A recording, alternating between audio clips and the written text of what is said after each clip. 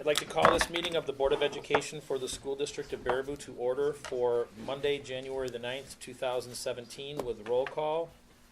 Mr. Cummings? Here. Mr. Coleman? Here. Mr. McNevin? Here. Mr. Meering? Here. Ms. Riley? Here. Mr. Vedro? Here.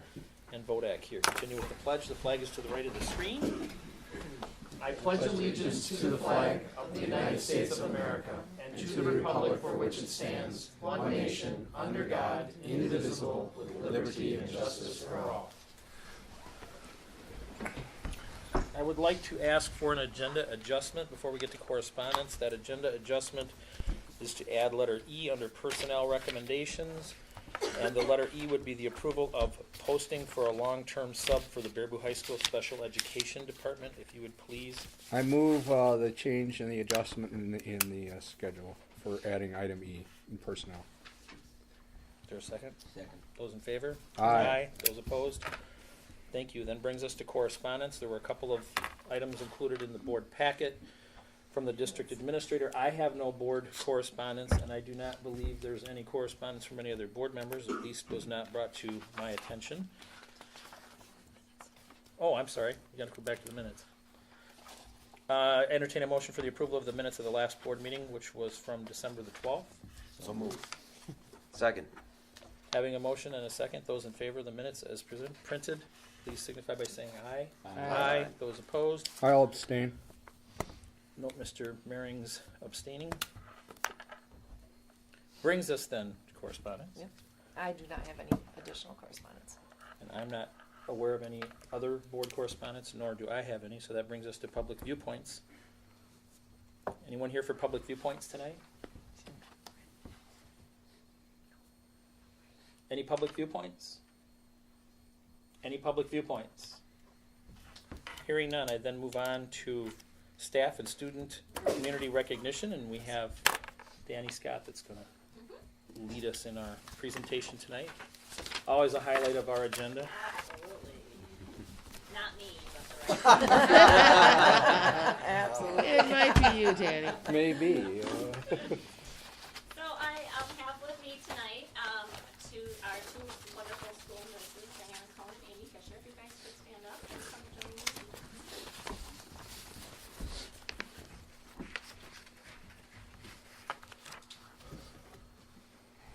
So Diana is a veteran of our district. You've been Going in 14.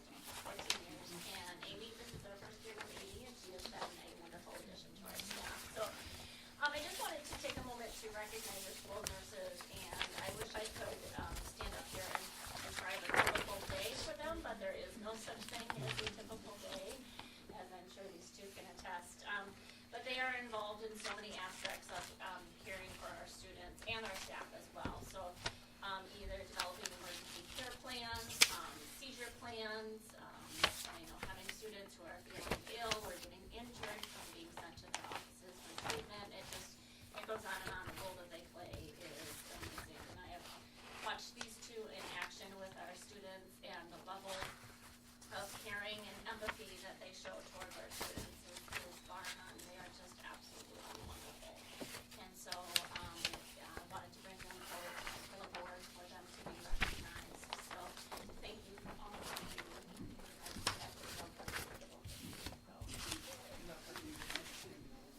I don't know if I can beat anything that this emotional one just said, but I really do sincerely appreciate everything you do for our staff and students. It's a comfort that you're here in our buildings, and there have been a couple times this year where something's going down really quick and you're always right there. So I witnessed that firsthand.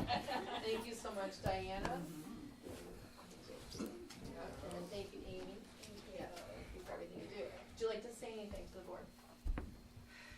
I believe that nursing in general is a calling. You don't just go to nursing school and do nothing. You really use your experience, and both of us have vast experiences as being nurses for a while, and I just believe that children are important. They will always be important to, and should be important to everyone, parents and grandparents, and also the schools. And I think that the more that we can do to help them, the better. And so I think we strive every day just to do that, help them with health conditions and emotional conditions and all those things. So that's what we're there So, no paperwork. I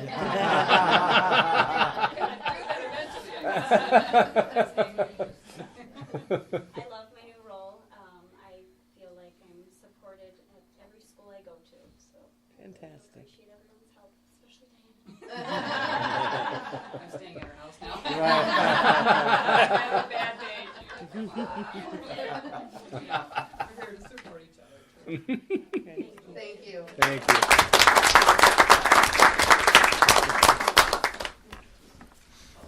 Governor, we could go back for the public.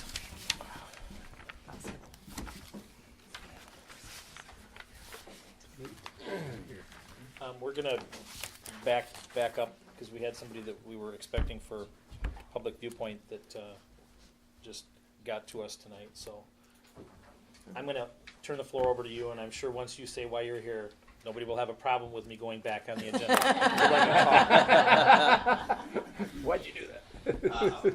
My name is Anthony Teasdale. I'm the executive chef manager at Queenstown Lounge in Baraboo.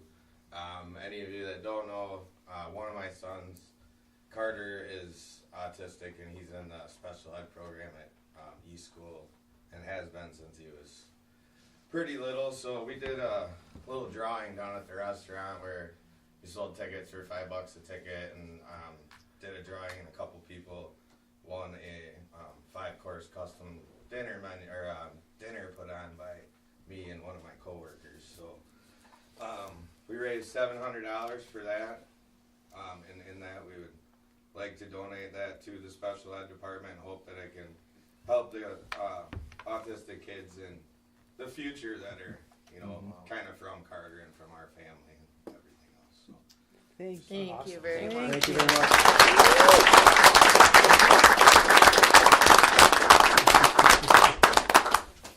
I do have Haley Hawkins with us tonight. Haley is our autism teacher of our program at East. I don't know, Haley, can I put you on the spot? No, You it's just wanna Yeah. Well, I suppose I better just call everybody. Don't I'm hush. Haley. Nice to meet you all. This is my second year here at Baraboo and at East as the autism teacher. Last year was kind of its first year, and it's been amazing. It's been a really great journey. I've got Carter, and I've got 8 other little peanuts who just are absolutely fantastic and light up my day every single day. They're just amazing, and things, you know, money, like, you know, is hard to come by. Everybody in the school is hard to come by. So Tony's donation is just amazing, and we're so excited about some of the things we might get to do with it, and some of the other things that we've gotten to do because of donations and contributions. This just means a lot to us. So we're hoping to do some community outings, get the kids out and involved. It's no easy task, but it's well worth it, and the kids enjoy every single minute of it. And we just really appreciate it. The autism program's great. Anytime you guys want to come check it out, come on, stop on by room 5 at East. We have a lot of fun. Yes, thank you guys. Thank you. Thank you.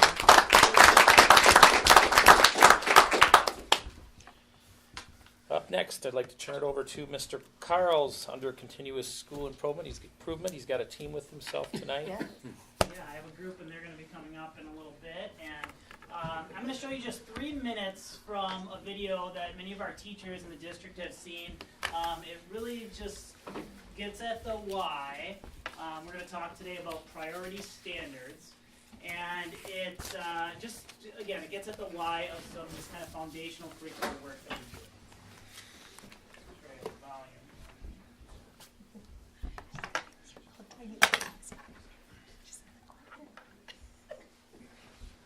We must be tight about. We've got to get very clear on exactly what all students must learn. TLCs capture it with this question. What do we expect our kids to learn? The first question we ask a team to consider. Marzano would call this a guaranteed viable curriculum. Reeves would call it power standards. I don't care whose vocabulary you want to call it. We know this. If we want all kids to learn, we better get insanely clear on exactly what kids have to learn in this course, this grade level, this subject, to be prepared for next year and beyond. Now some will say, but Mike, we already have state standards, don't we? Why would we have teachers do this activity when it's already been defined for us? Okay, teachers, be honest here. Would you agree with this statement? There are more state standards than you could ever hope to have every child learn. Agreed? You try to squeeze all your state standards into 1 year in your course at your grade level, you're going to look or sound a whole lot more like this. Can't be done. And folks, it's not you. Marzano did a study of our national standards. Here's what he found. To cover them all, we'd have to go from a K-12 program to a K-22 program. Unless one of the interventions in your districts is kids get to go to school until they're 27, they're not going to learn them all. So what's been the unintended outcome of asking teachers, since No Child Left Behind passed, to cover all your state standards, and yet once they get to their room, they know it's impossible? Well, teachers can't announce, I'm skipping some. So in the privacy of their own room, when the standards police aren't watching, teachers are making choices. They think this way. I think this is really important. I'm going to hit this hard. In fact, I might even find time to reteach it if kids don't get it. This is pretty important. I'll make sure I teach it. All kids will have exposure to it, but I might not find time to reteach it if kids don't get it. And I'll try to get to everything, but if I run out of time, I might not get to this stuff. But the problem is every teacher is forced to do it in the privacy of their own room. So what's been the unintended outcome? 3 national studies of the actual curriculum. Not what's on your state guide, your district guide, what's actually being taught. Here are the words to describe it. A self-selected jumble of standards. Wild variation, school to school, teacher to teacher, on what a child might learn, same course, same grade level, same subject. And the actual language arts curriculum was called curricular chaos. We must take this process out into the light of day. Why?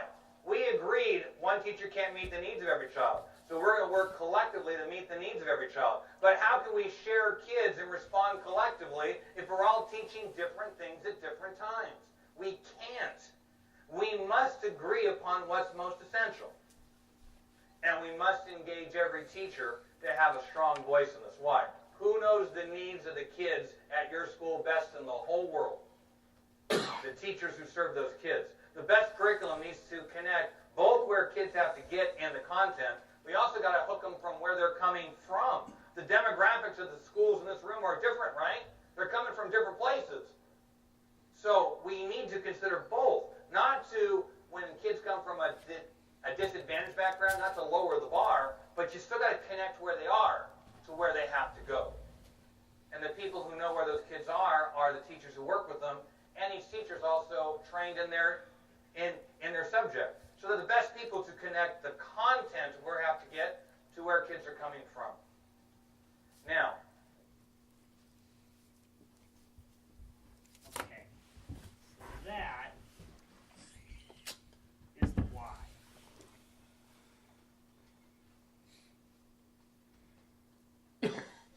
So again, I'm going to talk a little bit about priority standards and some foundational curricular work that we've been doing this school year.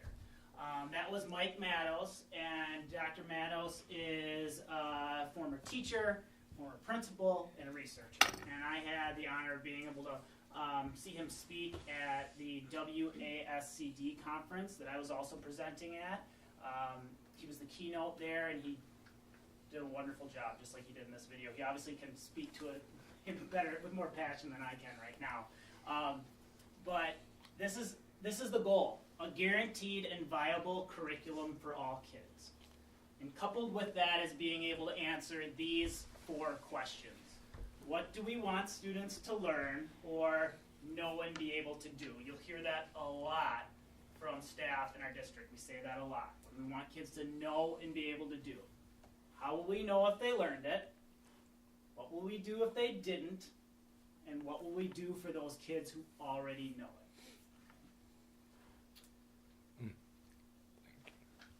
So today I'm going to talk a little bit about priority standards.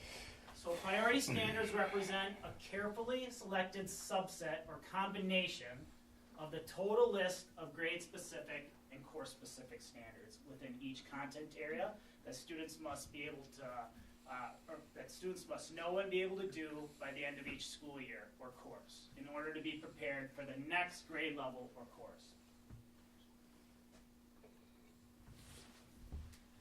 Priority standards. These are standards that educators guarantee all students will know and be able to do. They are standards that teachers will write common formative assessments around and focus on during PLCs. Teachers will provide additional time and support for students around these areas. So we're thinking like wind time, okay, during core instruction. The key is to prioritize and emphasize, not eliminate. There's a whole lot of things that, if you look at the standards, the state standards that are out there, national standards that you may reference, that we're supposed to teach and cover. But we have to get really specific on what we all agree is the essential stuff that we need to cover.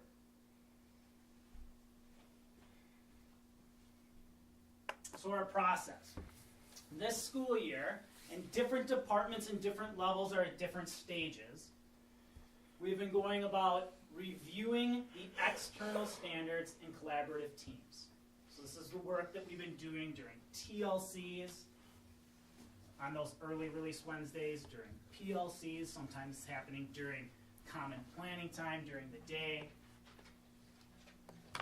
Step 2, that's where we take a look at all of this stuff that it says we're supposed to teach, and we determine what's really essential to narrow it down.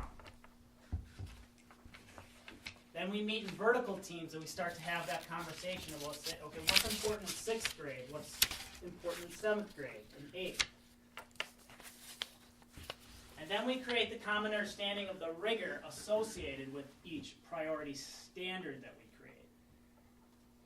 So think about that. Taking the standards, the large list of standards, pulling out what's really essential and all agreeing on it.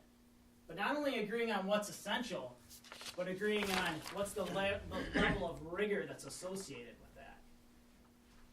And I have a little chart here that can help you deeper understand that a little bit deeper.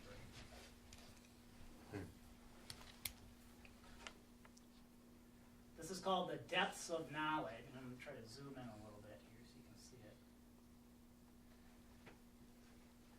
You can probably recall back to your school experience. Did a teacher or instructor spend most of their time trying to get you to list things, identify things, memorize? Were you asked to move into a deeper level of understanding and possibly classify or organize or construct something? Perhaps even deeper, you were able to do some strategic thinking and develop a logical argument or compare. Or even farther into extended thinking, we were asked to analyze and critique, synthesize. So right now, this is the process that elementary we've been focusing mostly on English language arts. Middle school, high school, varying levels at different departments have been working on. And here's kind of those next steps. We have lots of what we call essential learning targets in the district, those daily things that we want kids to be able to work on. Once we've established these priority standards, it's aligning those essential learning targets to fit those. What are the daily things that we're doing that are going to support those priority standards that we've created? And then building our assessments around our priority standards. So I have some teachers and administrators here from the high school, and they're going to talk a little bit about the process that they've been doing in their journey this year, and then highlight an example of kind of what this looks like. Okay, so really what we're going for is a grading system where we're preparing kids to be college and career ready, but the first step is identifying, as Nick said, the essential skills and knowledge that those kids need in order to be successful. So that's the first step. We need to know, what do our kids need to know and be able to do? And once we've identified that, and the high school is currently in the process of identifying what do we really need our kids. So the math department, for example, they get together and they said, okay, what do we need kids to know and be able to do in math at Baraboo High School? And one of the first things that they do is they look at those external standards, because those are important. Those have to be covered. So they look at those external standards. But more importantly, just as important, I would argue more importantly, is these professionals get together and they say, okay, what do we think our kids really need to know and be able to do? And they have those conversations, and then they actually they're actually drafting, like, eventually what we'll have is like a student-friendly, parent-friendly wording. The external standards are reflected there. Those, in math's case, Common Core standards are but they're in language so that we can communicate with our kids. This is what you need to know. And then the rigor goes with that next step. We'll write rubrics that define rigor and track growth. So our rubrics will then say, okay, if this is our standard, and we'll show you some examples, then the rubric is like a spectrum of performance. So a kid in September can be, let's say they're at a beginning level of that rubric, and you can communicate with that kid and give that kid meaningful feedback. You can say, this is where you are, this is what you did, this is how I would describe what you did, okay? And this is how you get to just the next level up. And then when you get there, that's where you're gonna be, and then here's how you get to that next level.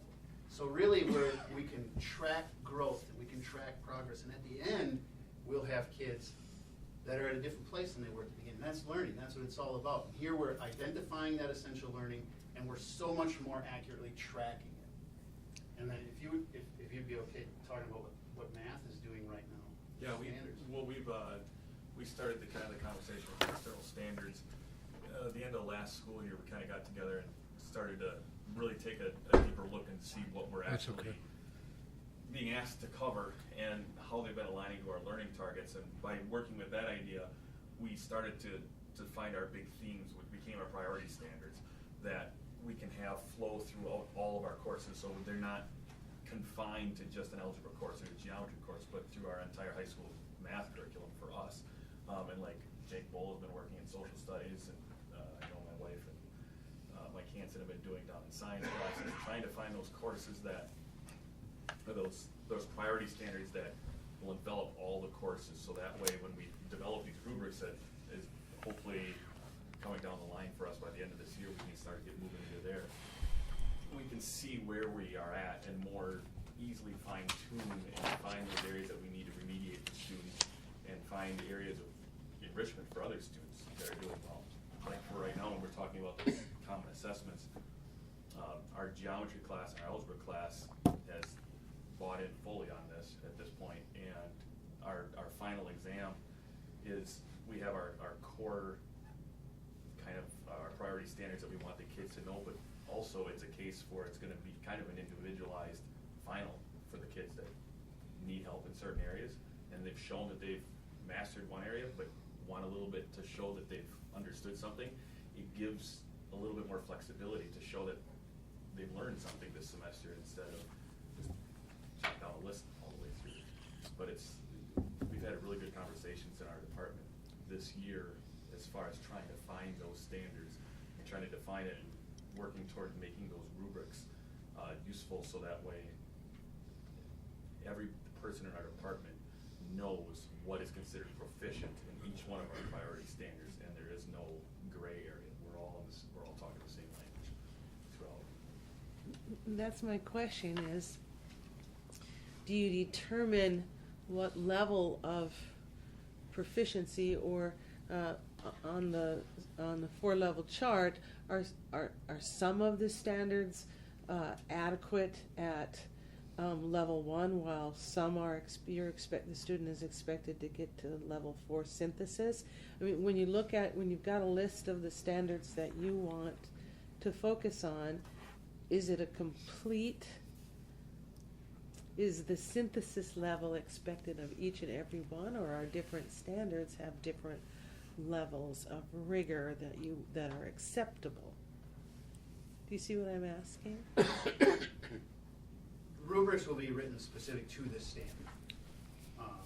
However, the cognitive process that we expect at, say, a proficient level will be kind of consistent for different standards. Okay. So in terms of expectations, the expectations kind of depend on the student. So the student is going to start somewhere, and we expect them to grow. Mm-hmm. And yet our goal is to get kids at that proficient level. All kids, And according to, yep. However, they're kids, right? Yeah. So really what our goal is to take kids from where they are and get them better. Okay. And when we can identify a spectrum of performance rather than a meaningless percentage, it is so much more effective in moving them up. Well, when we look at this, we obviously have a certain standard that we need to meet. how many years? Is it 2 or 3 now? How many years of required math? 3. Okay, and so there's an expectation that they have to be at a certain level. Some kids are taking more. And so when we measure these kids, we could say, well, they're 2 years into it, or they're more than a year behind, though they're a senior. And then are we readjusting our math instruction to say, oh, how are we going to get this kid so he's at that full level of college and career readiness? If I may, we have always done that. Yes. We have always adjusted instruction Sure. for our kids. The difference here is our communication to the kid and to the parents about where they are and how they can get better will improve immensely. Yeah, and you know, I think it's great. I mean, that we're going to have this level of communication with our teachers and our parents and our students. This is a new system, correct, that we're doing for the high school, correct? Right now, I would say right now, our goal is simply to have every teacher in Baraboo High School, in the middle school, at the elementary level, from classroom to classroom, be able to agree on what we want kids to know and be able to do, and have that level of understanding. Right now, that's it. That's right where we're at. Okay. That's our main focus, to have a shared understanding of that. The teach. Implementation would take a year and a half for us to really work through the process and do it with complete fidelity and to do every step the right way. We're collaborative teams and really had enough time. How far into the process? We're really, depending on the department, we're at different levels. Some departments, like Damien is referring to in the math department, they've gotten a good head start on this.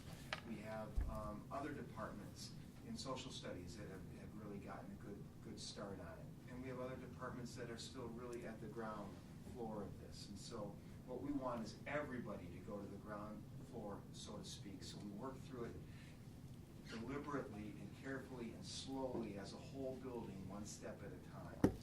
And so we want to do it as well and as carefully, and again, bringing on all the stakeholders as needed throughout the process too. Yeah, and I think it's wonderful. My concern is that, you know, as we go through this process, and many times when it's introduced to the student or the parents, they say, "I don't know what you want me to do," and so yeah, obviously we have to work with the teachers, and then the next step is obviously the students and the parents, and say, "Yeah, I know exactly what I need to know, what I need to learn." And as a parent, I like to say, well, what's my kid have to learn, and how are we addressing that to get them to that level? And so, I mean, that's where I'm concerned. Is that sometimes when we roll out things, and I said that's not what we need to do the best that we can, so that all parties that are involved with it understand what our systems are. I have people that I know that I communicate with the Baraboo Community Scholarship Corporation, and their concern would sometimes be, what does the grading system mean, and when they're handing out scholarships, and so and the standards will impact those type of questions, and so we need to be able to say all parties that are involved, whatever level they are, and wonderful work that they're doing too, is that all parties need to be on board with this. So. I know it's not an easy job to do. So. And that's why we wanted to bring this conversation to you tonight, because you're an important part of that stakeholder group that needs to understand what's going on. And to answer your question before, this is work that's been going on for years in the district. We've been further along at the K through 8 level, and we're really getting some traction now at the high school level. But as the high school is getting that traction, it's creating the whole system K-12 to stop, pause, reflect, and circle back, because it's been about 5 years since we've done this work as a district, K through 8. And so we're cycling back and asking some really tough questions, because we want to take our curriculum to the next level. Great. Yep. That's good. And one of the beautiful things about all of these priority standards and the rubrics that go along with them, it does exactly what you're asking it to do. You want your parents to know exactly what their students need to do to be successful. That's what these priority standards and rubrics give those parents and those students. These are put right in front of these students from day one. So here's an example of what the social studies department has been working on for quite some time at the high school. They've called it their priorities, the Baraboo 21, because they have 21 total standards going along with what Steve Argo is doing with the Baraboo 21. But they've gone through all of their external standards. And if any of you have read through any of the external standards, there are pages upon pages upon pages of documents that are written. So, and I'll be honest, as a parent, I have a hard time understanding what some of these standards are. So we leave it to those classroom experts to boil it down as to what's critical for our students to know. So here's one example. Our first standard, understand the structure and functions of government. That's what we want a student coming out of Baraboo High School to know after they've gone through their social studies curriculum. And this is what they need to demonstrate that they can do that standard. At the beginning level, they can simply identify the structure and role of government, offices and institutions. When they get to the developing level, they can now explain that structure and the functions of government. So you can see exactly what they need to go from one level to the next. And then going up to proficient, they can analyze the impact of government institutions and actions. Mm-hmm. So it's very clear, it's in very student, parent, teacher friendly language, whereas those external standards aren't necessarily written that way.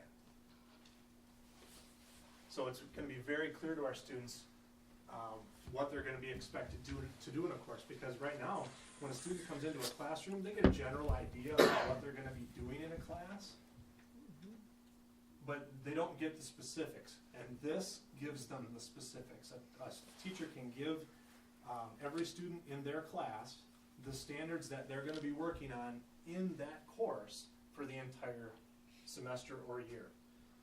As you can see underneath each standard, the courses that cover that standard are listed.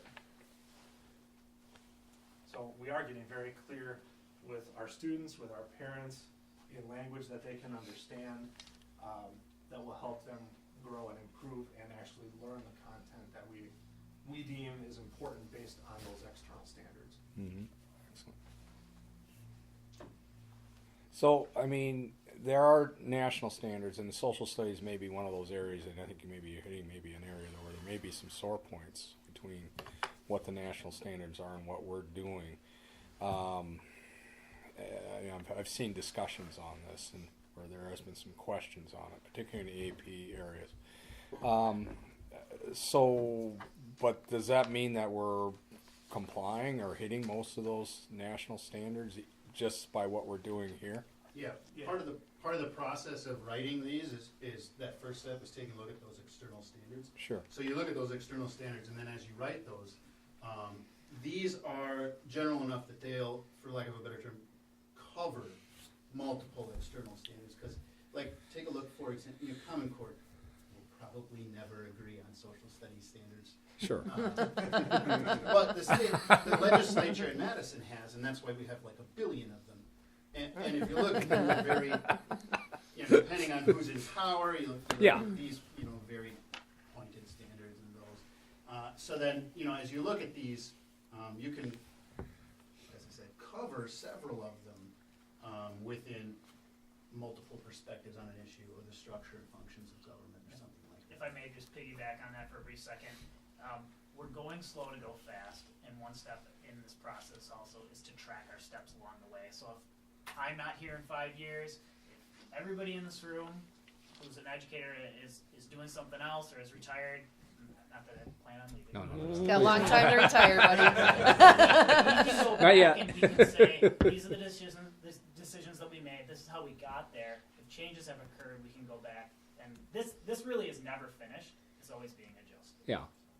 But we're trying to make it as clear as mud versus the way some of the national standards are many times. I don't know if I should say this. My dream is that we would have on our website or to share with you every content area, every level, the priority standards and levels of rigor. It's clear what I need to learn. Okay, thank you. Yeah. Okay. In the old days, if I'm hearing correctly, we would summarize this process, which I think, by the way, is excellent, to revisit what the 20% that does the 80% that all students need, which we call now a term priorities, what are we calling them? Priority standards. Priority standards, the 20% that does the 80. We used to call those reading, writing, and arithmetic, right?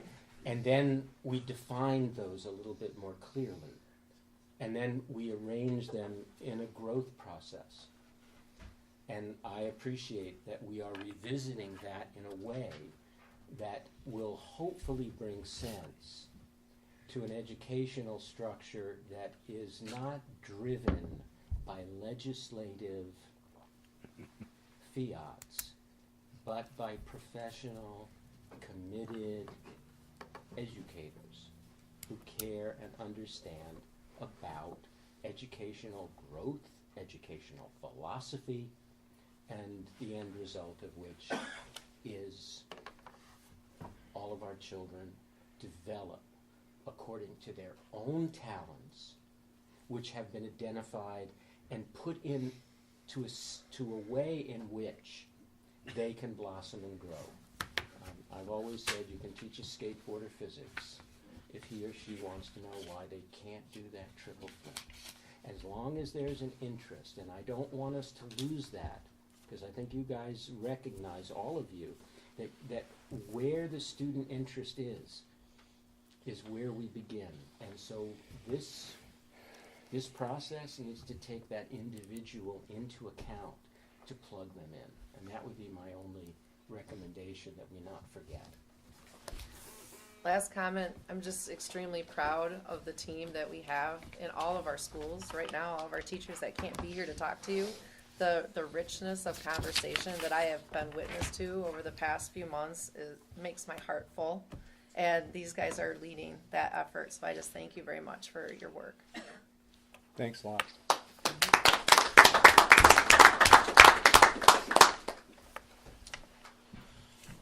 Okay, I believe that brings us to reports. And first up, we have Lori to talk with us about the Department of Public Instruction Educator Effectiveness Pilot.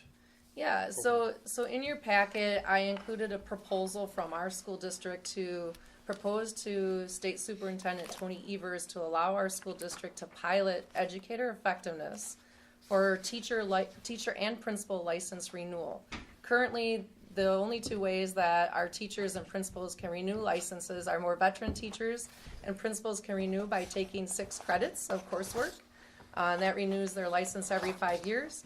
Or they can complete a professional development plan, which is required for our more recent licensed individuals across the district. And that has to also be done within 3 to 5 years to renew their license. Right now, the educator effectiveness system requires our teachers and principals to develop an educator effectiveness plan that's very close to a professional development plan. I'm trying to stay away from the acronyms, so they either do EEP or PDP. And what the state is doing is they're allowing just 30 school districts, Baraboo being one, to pilot the EE system over the PDP system. So what that means, I'll just pick on Glenn. Glenn is a principal that needs to complete the PDP process to renew his license. However, he's already engaged in educator effectiveness on an annual basis with the school district. I have to evaluate him on an annual basis. And he can submit his educator effectiveness plan with a stamp of approval from our district for his license renewal, and he no longer has to do a separate process for a professional development plan. In essence, that's what we're providing with this pilot for all of our teachers and principals. And I just wanted to make you aware of it because it's something that I think is special and unique and a rare opportunity for us to participate in.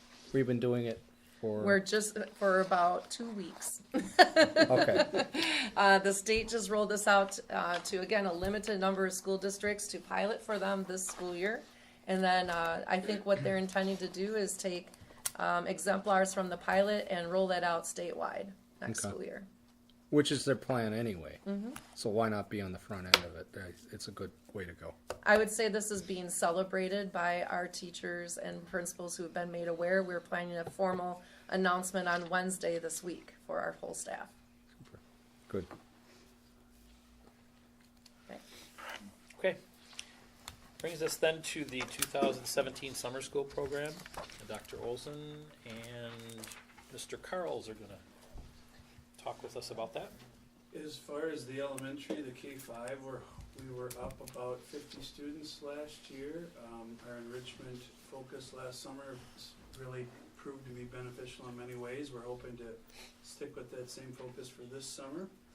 And we are tentatively looking at June 12th through July 12th with a couple days off around the 4th. But basically 20 days of summer school instruction in the mornings down at Abe. And the last few years we've had 12 elementary teachers, 3 support staff, and a administrative assistant along with me. And that's been a nice mix. Last year we put our classes into grade bands of K1, 2, 3, and 4, 5. We're hoping to stick with that focus again too. Our class sizes were roughly anywhere from 14 to 24, and most of them were closer to 24 than they were 14. So we had some good, nice big groups of kids. We had a lot of kids, more kids last summer that really wanted to be there and were really excited about summer school than I can ever remember before. So that's a trend we want to only continue and increase. We're just in the process with approval from you to post positions fairly soon, and we hope to come back to you in May with enrollment that we will hopefully start to pull in through registration in mid-March, right around spring conference time. And if our enrollment does what we hope it will do, we'll hopefully come back to you in May with some staffing recommendations for the summer, and with your approval then be able to offer contracts. So basically in a nutshell, at the elementary level, that's what we're hoping to do. Yeah, and middle school and high school is going to be structured similarly as it has been in the past. It will happen at the high school. We'll have for 6-8 math and literacy. For 6-12 we'll have online classes. And 9-12 we'll have English, math, science, and social studies as of now. We have some teachers already that are expressing interest in participating in teaching summer school or summer academy, and we would like to go ahead and get that posting up so that we can start to gather names, and then we will, based on enrollment, figure out our capacity that we can. Just one addition to that, on Friday this week, a number of the high school administrators and I, along with Dan O'Brien, will be meeting with C.G. Schmidt and EUA to talk about pacing for construction, and if it's necessary to move summer school from the high school to the middle school, that would be our plan B if that is necessary. Mm-hmm. Okay. Is it? Can you guys talk about enrollment into the summer school program? I know we target getting some kids that need further development within their grade level. And I know we do at upper levels where it's some credit recovery efforts and things like that. But last year, with the curriculum changes and descriptions, especially at the elementary level, I had parents coming up going, "Hey, my kids want to participate," and you're talking about that enthusiasm.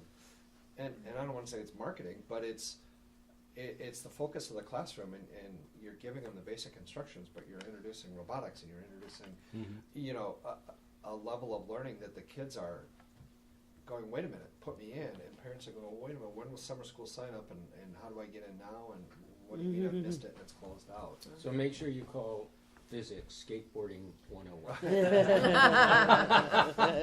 So can you talk a little bit about who you want to get and need to get in there, and how you allow others to participate if they choose? Sure. First of all, the elementary summer school is open to anyone that lives in the Baraboo School District attendance area, even if they attend parochial schools during the school year.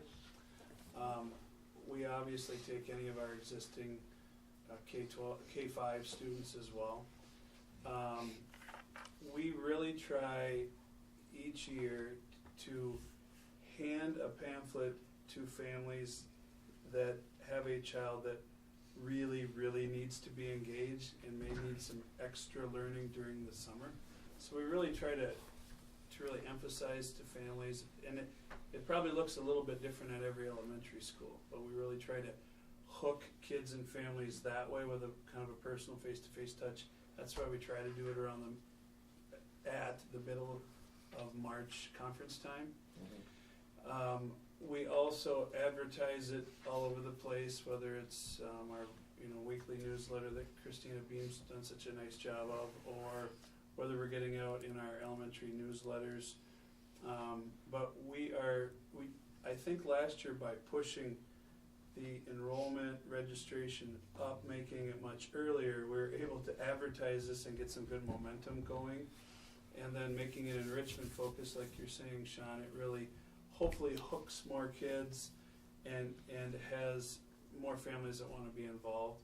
I think attendance in summer school is always challenging, but I would say last year our attendance overall was more consistent. But the summer is always challenging because there are so many competing factors for all families. So that's going to be something we're going to continually work on. The other piece about getting our students who most need to be in summer school, getting them all there, that's a constant battle. That's a constant, not really battle, but it's a constant challenge. And continuing to get the word out to all of our elementary schools, all of our teachers, all of our principals, to do everything we can at conferences, follow-up calls, maybe even a letter home saying, hey, we want you to sign up before this is full. Just continuing to push it with our families as much as we can. I hope that answers your question, or was there more you were wondering about, Sean? Is there any top-end restriction to your numbers at all? We're trying to stay 24 to 1 or less per class. So then it's just a matter of hiring, right? Mm-hmm. So if we get overwhelming interest, there's not a problem. We should be fine. Look at Nick. To a Nick's certain- starting to rock. we might be getting at our tipping point. I mean, if you recall, we've been trying to grow our summer school program. This will be our 5th year. Is that correct? Yeah. Coming up, we've had 4 years. And this will be our 5th year. Yeah. And Bob, I don't want to put you on the spot, but you were looking at the numbers recently, and we're starting to hit the point where we're starting to realize more revenue now because of our participation with the summer school program. We've been averaging about 35 to 40 students in terms of FTE when you take up all the minutes of summer school and divide it by the calculation. And for the revenue limit formula, you take 40% of that, which works out to be about 14 or 15. Multiply that by the revenue limit per student, and we're realizing about $140,000, $150,000 in additional revenues from the summer school program within the revenue limit formula. On the flip side, our summer school budget is about $100,000. Yeah. But it took us 3 years. It took us, get there. yes. So we're at a point where. And we could get into a fuller discussion because I have another item coming up later on, but right. I'm not going to do that now. Thank you. But it's complicated. It's not like year one we could say turn the switch on and the money was there. Correct. But to answer Sean's question, we've struggled in the first few years to really fill classrooms, and last year was the first time because of that change that we were filling those classrooms. So now. This summer might be interesting in that we have a higher demand than what we have available, so that we will have to adjust, I believe, as a school district, and we have the budget to do so. Yeah. And the more kids we get involved, the more revenue limit authority we have. Yeah. And then we get the state aid on the back end of the funnel.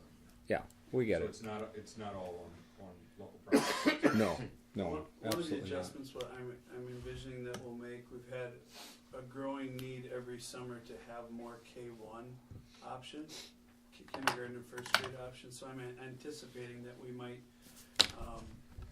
maneuver some things around with our staffing to try to allot for more K1 opportunities because there's just been more of a demand the last few years. Not to say we won't have terrific opportunities for 2, 3, and 4, 5, but we definitely want to make sure we have enough K1 offerings. And Mr. Carls and I have talked a little bit too about STEM and how we might be able to possibly intertwine more of that into our summer school programming as well. We've had some of that obviously in the past, if you recall back to the summer school presentations end of last summer. So, I think our staff too are looking at the summer as a great opportunity to try some new things and to kind of get outside of the box a little bit more. And I think that's really healthy too for our staff and our teachers, and especially the learning of our kids. So, Sure.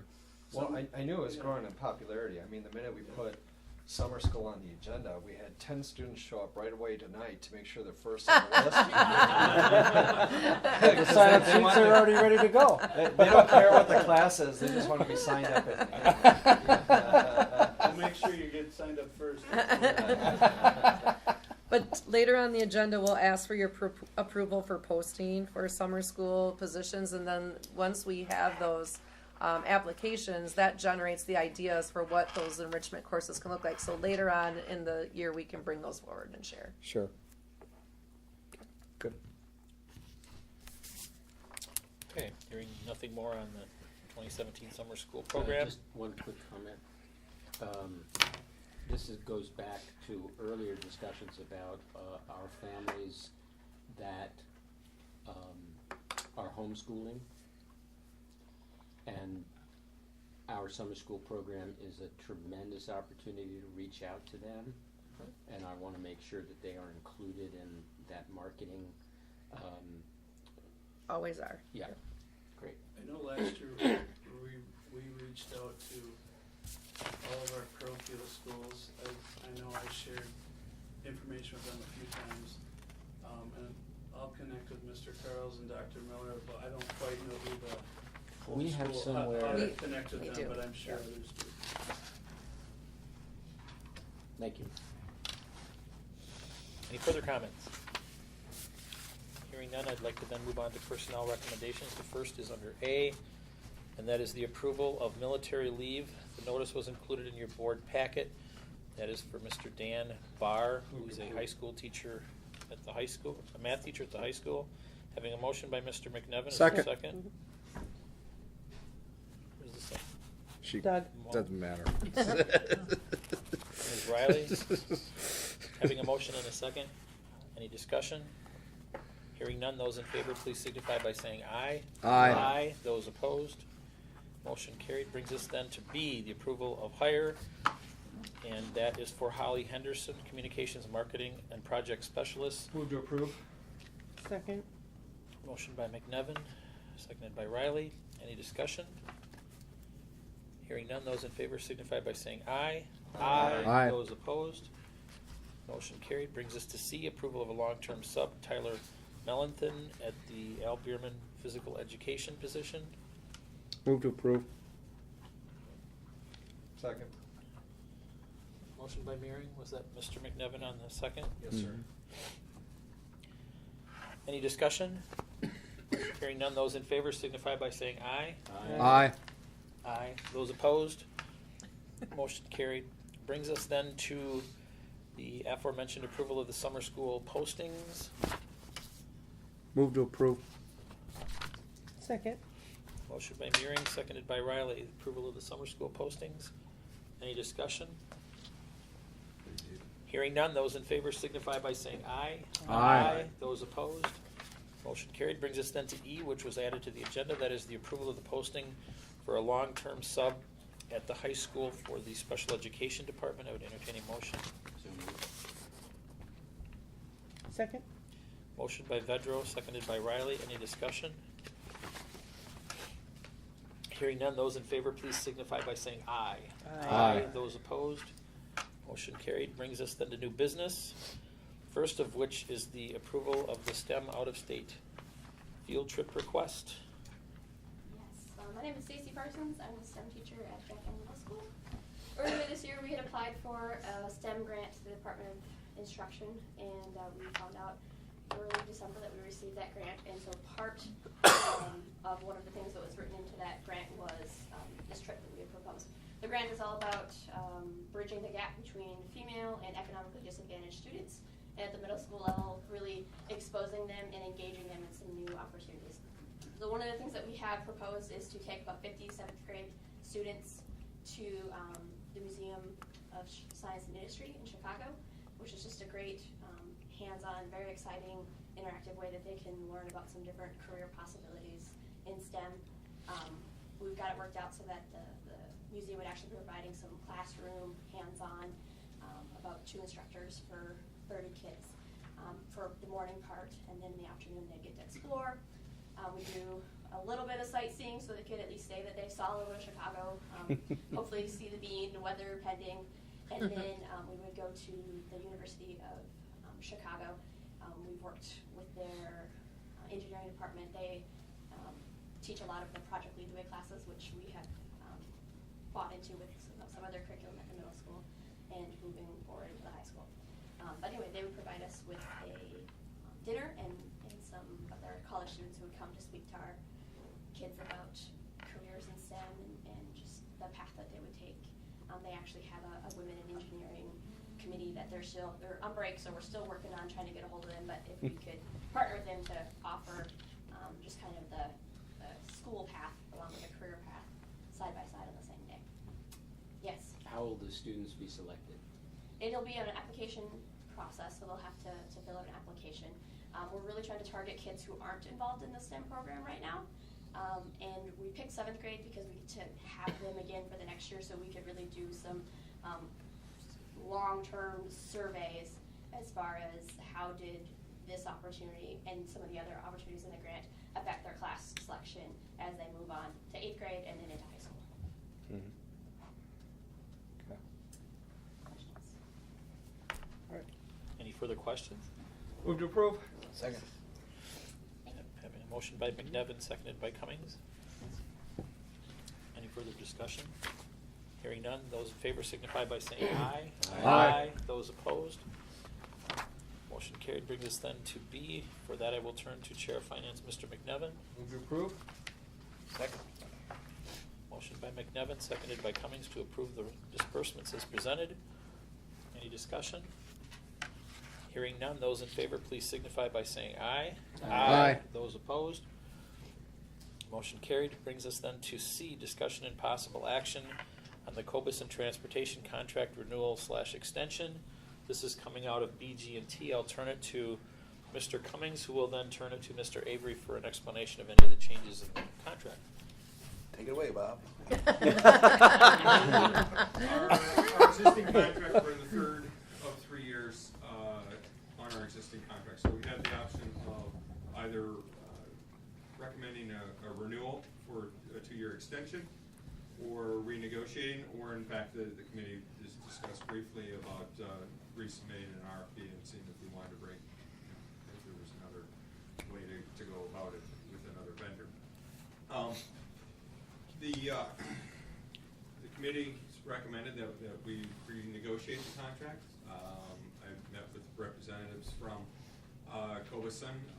We worked out a new contractual term, which will have a start with a base 2-year agreement and then be a rolling 1-year extension after that, with a requirement of notice of non-renewal 12 months in advance. There's probably the biggest change is moving from an arrangement where the district is paying for the fuel. All of the buses have fuel cards, and then we're invoiced directly from our petroleum company that we have the cards with, to them actually paying for the fuel and incorporating it into their route rates. And with an analysis of that change, looking at last year's fuel costs and the total cost of what it would have been for the number of routes that we have, we would have saved about $10,000. And the main reason for that is that we are receiving a 3-cent discount off of retail price. They are paying only a couple of pennies over wholesale because they have an arrangement with Quick Trip statewide with all of their terminals, so they're able to leverage that volume and get a much more substantial discount than we ever could. So that's where the savings is generated. So, Bob, we're saving, if we pay for it, we save some tax. We do save. But they are saving more just because of the leverage on their own fuel costs. Well, yeah, the tax issue is a separate issue. As a public school district, we should not be paying the tax at all. As a contractor for a public school district, they pay the tax and get reimbursed. Oh, okay, so it's a wash either way on that. That should be a wash. Okay. There's other issues. Yeah, that okay. happen That we're cleaning up. Okay. But in terms of moving forward, that's a Okay, wash. thank you. Okay. So, there were some other, that was the biggest change in the contract. There were some other things that were tightened up. I reviewed, the insurance requirements with Dan Lewison and Don Rick, and so we upped some of the requirements there. They were fine with those because they were already exceeding our contractual requirements. But we wanted to make sure that we had things in place, moving forward. So, I think it was a good agreement, and it solidified some things. We worked out some improved timelines, particularly, at the end of summer in terms of communication, when we need to get them information about the students, when they get us bus route information, so we can communicate it out. So, the committee endorsed the contract. Yes, sir. I did have a chance to review it. Congratulations to the committee and to you. I thought the zeroing in on those important issues was really critical, and it seems like a good win-win. In the contract as well, the only thing that I am unsure of is the pickup issues, about where pickup is, and the age of the child and how far they have to go. And, some parents have had some issues about it. I know we have directed them to you. I sense this is an improvement to the best of our ability. Yeah. I do think we need to continue to reach out to all of our parents and make sure, especially with our elementary, kids, that we are open to figuring out on a one-to-one basis, some of those issues. Pickup locations, we work collaboratively with, but ultimately the district has a veto over pickup locations as well as the route organization. We rely on their expertise and the technology that they bring to bear to route as efficiently as possible. To save the district money and be in compliance with our expectations in terms of ride times and pickup locations. But ultimately, we would have, if there's an issue that a parent's not satisfied, they would come to us and we could enforce a decision if we disagree with the bus company. Okay, thank you. And that's also addressed in policy. Yes, I saw. Thank you. I would thus entertain a motion for the. Move to approve. Second. Having a motion by Vedro, seconded by Cummings. Any further discussion on the transportation contract with Cobuson? Hearing none, those in favor, please signify by saying aye. Aye. Those opposed? Motion carried. Again, D comes out of BG&T. And correct me if I'm wrong, Mr. Cummings, but there, at this point, is really nothing to update as we're trying to finalize some numbers. That is correct. Right now, we're looking at some of the projects that were on our list, including the aid parking lot and playground, and possibly leftover funds for carpeting, and also possibly into our next number E here is about the Village of North Freedom's request. You can continue right into E. Okay, according to your papers there, Village of North Freedom is requesting a flashing sign, Kevin? Two-sided flashing sign, Yeah, for in the intersection up in on the road outside of the village, going towards the school. It seems to be a little dangerous situation there because it's coming in from a rural area, and the speed limit is higher than it would be in the town, city. So they're requesting that because they are stretching the village budget, us to work with us as far as splitting up the cost of a sign and the flashing at the crossing there. We have some money left over from our referendum 2014 that was earmarked for safety, and if anything, this is safety right up to the fits the bill perfectly. So Kevin, do you have the specifics on it there? Like $5,200, right? Yeah, it's about $5,200. Is that the total, or? That's, our half would be 2,600. Yeah, so it's not 57, 5,200 to us. No, it's $5,200 for a sign. Because they're two signs. There's the signs are two-sided. It would be the exact same as what the city of Baraboo has, which if you approach the signs as they're on the road, if you're heading west, there's a sign on your left, there's a sign on your right. They're both flashing. If you're heading east, the same thing happens. There's two signs that flash, one on each side of the road. So there's a total of 4 flashing signs. The total obligation. And we are splitting the cost with the village, or the proposal is to split the cost with the village. The village will install the signs, the village will maintain the signs. They'll order the signs, they'll send us a bill for our half, and we'll. Which is 2,600 or 5,200? Which is 5,200. Okay, that's. My motion still stands. Second. Okay. Any further discussion? Just on the additional funds that are available and our projects, I want to make a case that we need to include in that discussion the issues of solar that I brought up several times. I want to make sure that we, as a part of this long-term project, end up with solar panels, given the increases in energy costs. I've passed information on to BG&T and to the core planning team. Core planning and, committee. And we decided, Peter, that we were gonna discuss it at BG&T. Okay. So our next meeting, they'll definitely do that. And I bring that to our attention because the organization that has been recommended and will be selected by the county next week to install solar on several of the buildings in the county has also installed solar on several school systems in Madison and throughout the state, and are recognized as the people. And I have asked that individual who gave the report and presentation to the county to come and make that presentation to BG&T and to the board.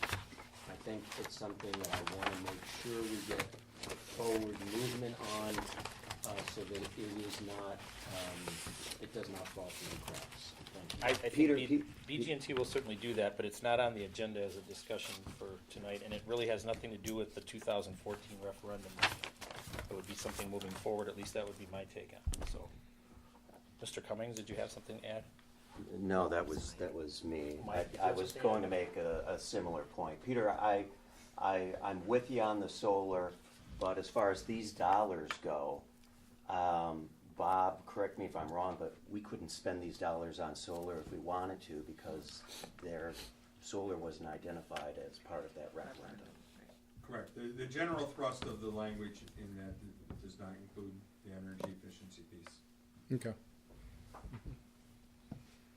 Okay, so back to the motion on the request from the Village of North Freedom. Still stands. Any further discussion? No. Hearing none, those in favor, please signify by saying aye. Aye. Those opposed, motion carried. Brings us to F, to which I will turn to Mr. Meering to lead our discussion on the first reading of the aforementioned policies. And I want everybody to know that we had a 3-hour policy meeting discussing this, and I'll try to get it done in 10 minutes, so, for the full board. But, okay, so what I'm going to do is I'm going to pull 2 of the policies up, but for the first reading, the following policies, I'm looking forward to approve them as the changes as written. That includes number 1, 353.1, school volunteers. Number 3, 412.1, full-time students. Number 4, 423, public school open enrollment. Number 5, 652.1, employee benefit trust investment. Number 6, 751, student transportation. And number 7, 751.5, student transportation in alternative vehicles. If any board member wants to pull any of these out separately for further discussion, I do not have a problem with it, but that is my motion, is to approve those as they're written and provided into the board packet. Second. Having motioned and explained by Mr. Meering, seconded by Mr. Vedro. Any further discussion? The only discussion is obviously Bob's alluded to already. There has been some discussion in BG&T and some in finance already on these. So this just isn't policy that came out with this. We were just the ones who, in many instances, corrected any spelling or punctuation errors. So there were none. That's not our strong suit in finance. That's right.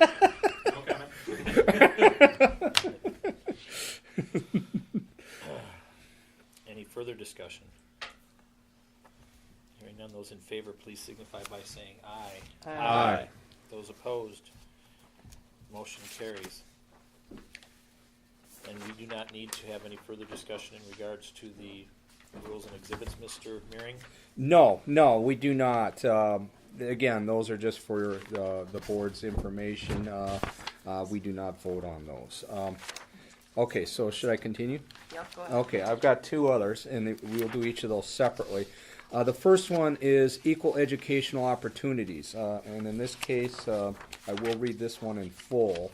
And this is our non-discrimination policy. The first part of this is the new portion of it, and this came from our strategic plan. The School District of Baraboo strives for excellence to ensure that every learner is successful in an evolving world. The district believes every learner is entitled to an education that is responsive to one's unique needs to reach their full potential. All individuals have the right to a safe physical, emotional, and social environment where responsibility and respect are demonstrated daily. The School District of Baraboo is committed and dedicated to the task of providing the best education possible for every child for as long as the student can benefit from attendance and the student's conduct is compatible with the welfare of the entire student body. The right of the student to be admitted to school and to participate fully in curricular, extracurricular, student services, recreational or other programs or activities shall not be abridged or impaired because of the student's sex, race, religion, national origin, ancestry, color, creed, pregnancy, marital or parental status, sexual orientation, gender identity, gender expression, physical, mental, emotional, or learning disability.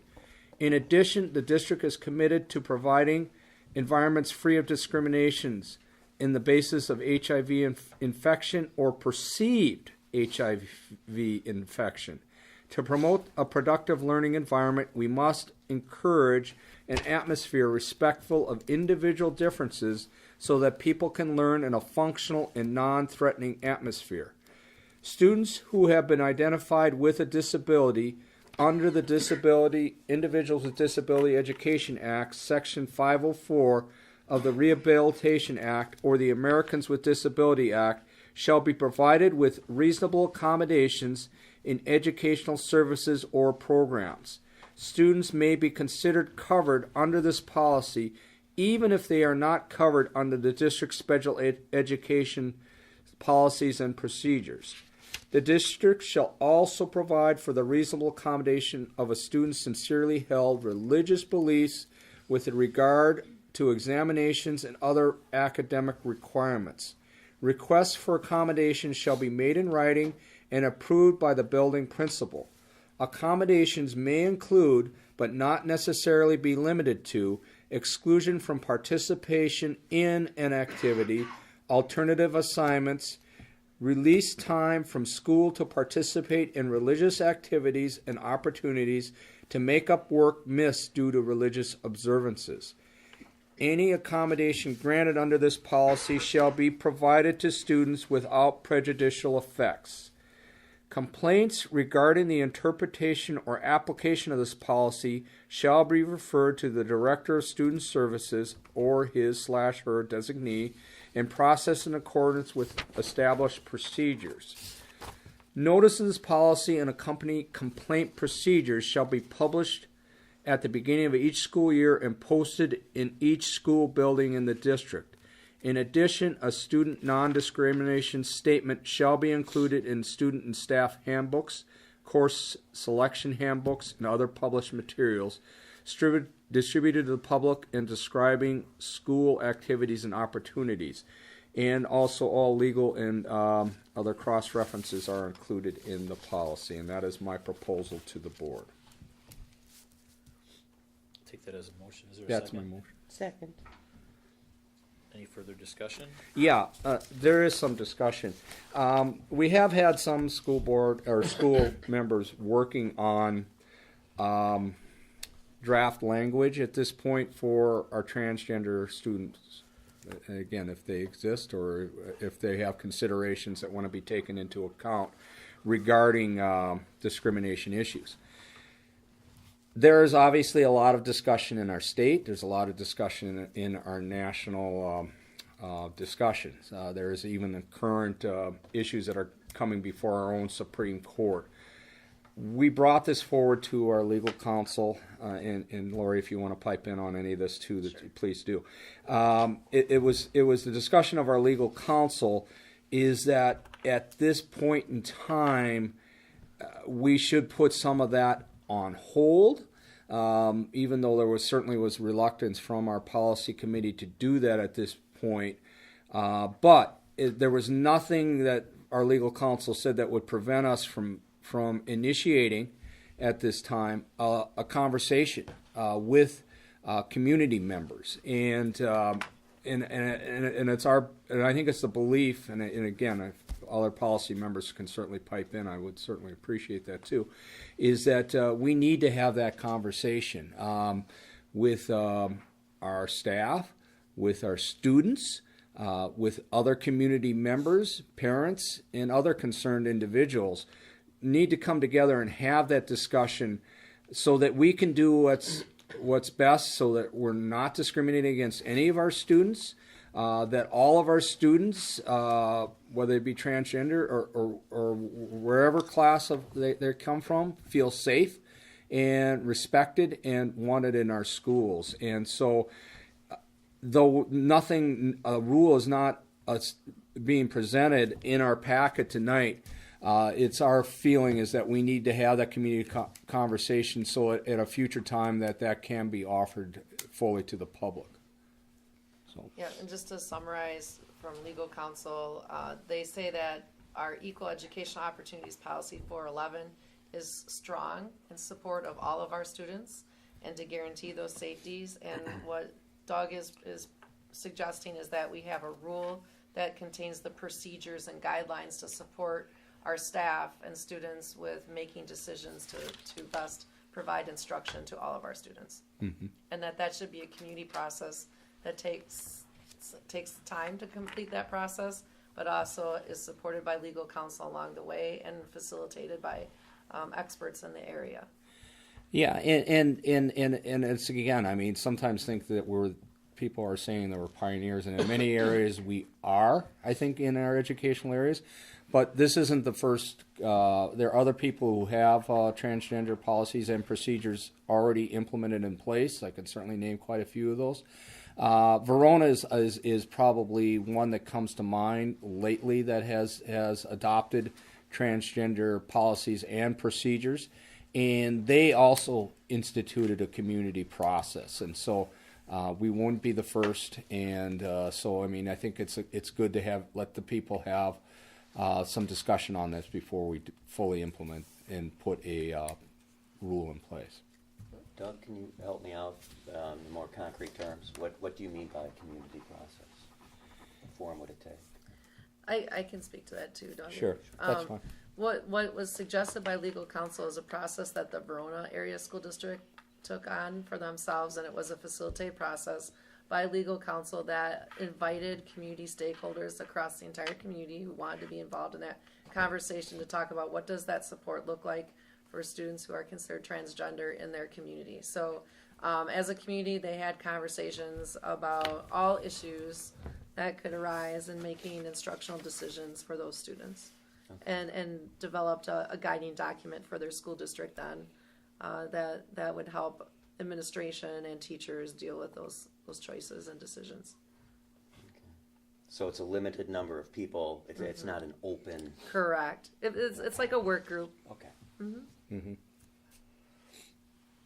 Do we have rules that are put in place through a community process for all identified groups, or is this just for specifically transgender?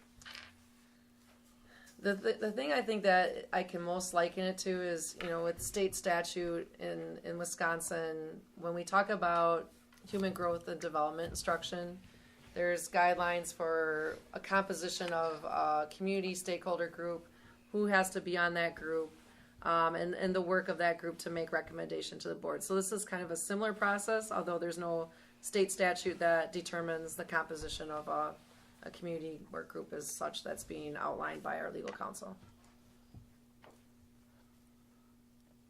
Sound like a lawyer answer to the question. I was pretty impressed with myself at this time of night. Don't worry, Lori and I both sat on a meeting with that lawyer, and so and I think you represented her very well. Thank you, Doug. Any further discussion? And then, Doug, you want to talk about 823? Should we just approve this one? I think. Yes. And then we sorry. can go to that one. This is the approval of the 411, the policy. This isn't the approval of the process that's been. Correct. Right. We're not voting on It's that. just the policy that Doug read through. Yeah. And the only addition is the language from our strategic plan. Yeah. I mean, unless there is some objection to policy, unless finance wants to do that, the community, we would lead, or we would. I don't want the approval of the policy to be the validation of the process. No, of the rule. no, it is not. But that's the tie-in that was just made in that soliloquy. Yeah, true. All I'm just stating is for informational purposes that no, that obviously that would be brought up separately. Okay. Yeah. So having a motion and a second, any further discussion on 411 equal educational opportunities? If there is none, I would entertain those that are in favor signify by saying aye. Aye. Those that are opposed. Keep in mind, this is the first reading of all of the policies that were discussed. They do not take effect, nor do any changes take effect until the second reading of the board. Okay. All right. Mr. Mehring, are you then down to 823, access to public records. And just so I'll do everybody a favor, I will not read this whole thing. But we have discussed this policy previously. We did review it again with the policy committee, and it is our proposal to move it ahead as written in the board packet. that? I'll take as a motion. Is there a second? Second. Any further discussion? Yeah, just the only discussion is, again, this is a policy that, when people make public records, there won't be time. I mean, there are provisions in there if the record request becomes a little onerous, where there could be charges for it. But we have not had any charges probably very recently. Certainly there's been nothing that required us to do anything like that. But some of this is just for the safety of the school district. We certainly want to continue to be transparent, and I think we have been. So, I mean, it's just a policy to hopefully, that was been offered from our legal counsel, and to help give us just additional protections in case there are crazy requests or whatever. So, though I think most of the requests we've had recently have been very reasonable. So. Is there any further discussion? Hearing none, those in favor signify by saying aye. Aye. Those opposed? Motion carried. I think then you're up next on G, Mr. Mehring. The resolution for the provision of the low revenue. Yes, okay. Let me go through that. Resolution. I will read the resolution. I won't read the rationale that which has been offered in the resolution. This is the resolution to create catch-up provisions for low revenue limit per member district. Be it resolved that all low revenue limit districts that are receiving less than 95% of the state average per student shall be held harmless to the current state aid formula and be allowed to raise their revenue limit up to an additional $100 per student per year until such time as they're within 95% of the state average revenue limit per student member. And the rationale was also included in that proposal.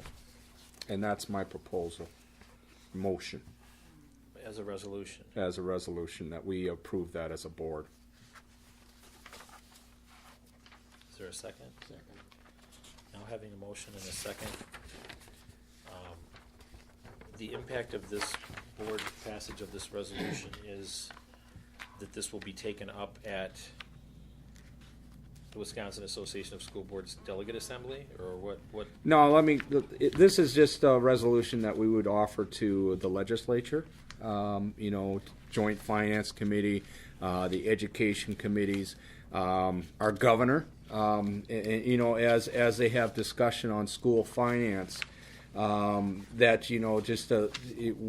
have to start taking things into account, such as the Baraboo School District. And I always threw out a number to people of $800 that we're behind the state average. And I said, I wonder what the recent numbers are. And Bob gave them to us, and we're still pretty close to that $800. It seems like no matter what tweaking they do, we never ever catch up to that state average.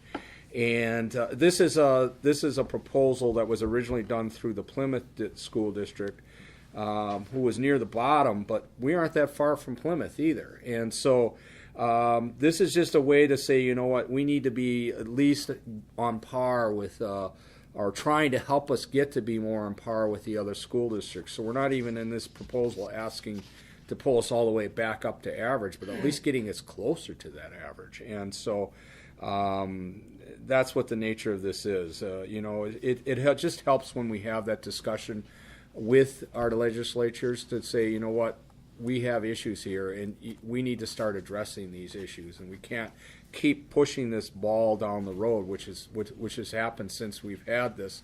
This hasn't been I won't say this is a Republican issue or Democratic issue. It's been both parties, and both parties have not addressed this issue, and so we need to continue to highlight that with our state government. Any further discussion?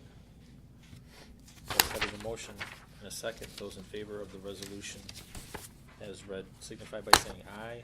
Aye. Those opposed? Thank you, Mr. Meering. Mm-hmm.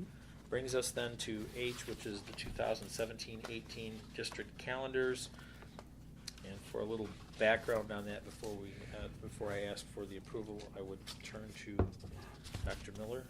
Yep, so we followed a very collaborative process as we did last year and previous years, where the district leadership team looked at our district calendar for the upcoming school year and determined a number of questions that we would like to ask all of our staff. So we sent out a Google survey asking specific questions about the calendar, and you have a copy of those results in your packet. And based on the popular answers, we developed our 17-18 calendars around those responses, and then sent the calendar draft out again for a final review for the full staff. And I think this is as close as consensus as we can get. One thing I would like to draw attention to is during our core planning team discussion with C.G. Schmidt and UA, with our inevitable construction at Baraboo High School, we talked about the possibility of altering the calendar to provide some time in summer. And as a team, we decided that we did not think that was in the best interest of our community stakeholders, and that we would like to work with the construction group to make sure that construction is done on time. Because our construction will occur over the course of 2 school years, that gives us an opportunity as a board later to come back and revisit if we need to adjust the calendar for the 18-19 school year. Okay. Thank you. I think that sums it up fairly well. Move to approve the calendars. Is there a second? Second. Having a motion and a second, any further discussion? Hearing none, those in favor, please signify by saying aye. Aye. Those opposed? Motion carried, and we'll have the district calendar updated on our website relatively soon. Brings us then to I, which is again back to Mr. Mehring as Chair of Policy and Legislation, and that is the 2017 Wisconsin Association of School Boards Delegate Assembly, which is fast approaching. Okay. Okay, I am the delegate to this. It's every year that they have it at the state convention. And then every year they bring forward resolutions, and that's to give our government relations staff direction on what we want them to do with the legislature. This year they have 17 resolutions. It's going to be a long meeting that day, I think. But it's been in your board packet. If anybody has any concerns about any particular resolutions, please feel free to offer that tonight. Otherwise, I would hope that somebody would give a proposal tonight to offer me the ability to vote on these resolutions in the best interest of the Baraboo School District and community. So moved. Second. Yeah. Having a motion by Vedro, seconded by Riley. Any further explanation, Doug? No, it's just I think they all seem fairly reasonable, and certainly, and again, even though I'm looking at these, they look fine. But certainly, even during the course of that meeting, there can be amendments and other things that come forward, and certainly at that point, I can't call you all up and say, "Hey, I've got to figure out what to do here."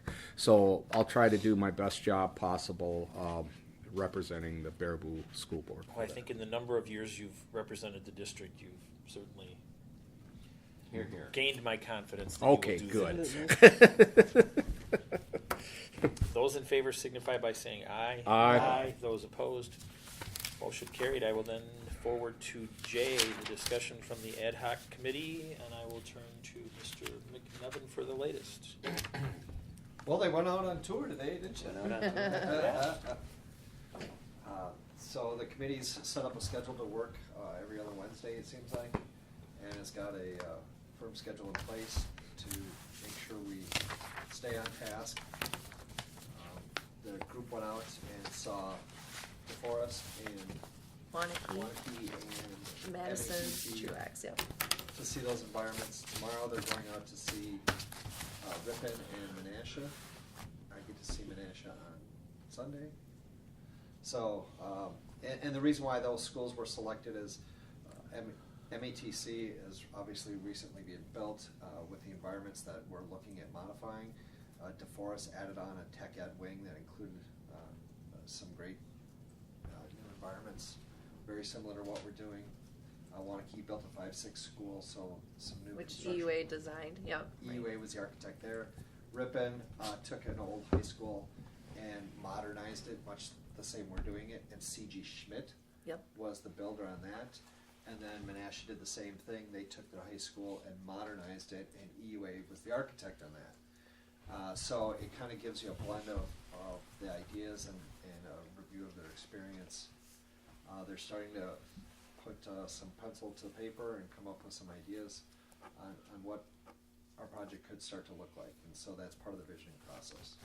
Lori's got a full schedule of teams at the high school meeting with architects and contractors. Right. So it was the team that went out and visited schools today is our BHS visionary team, which includes teachers from those areas that are going to see the most renovation, and they're a team that will then work with the architects to really help with the core planning process and develop the design. Friday, as I mentioned before, C.G. Schmidt and EUA will be here to talk to Glenn, myself, and others to talk about the potential pacing and the implications for the high school schedule and the least disruption to our students as we work through this process. So we'll know more after Friday that we'll be able to share. Excellent. Mm-hmm. Thank you. Nice work. Glenn, do you have any observations? No, it was a real exciting and eye-opening day. He's dreaming of ideas. I really like, so. You're roading it again tomorrow. So. Yeah, looking forward to tomorrow. Okay. Thank you, Sean. It brings us then to the portion of the agenda for executive closed session. I would thus entertain a motion for executive closed session. So moved.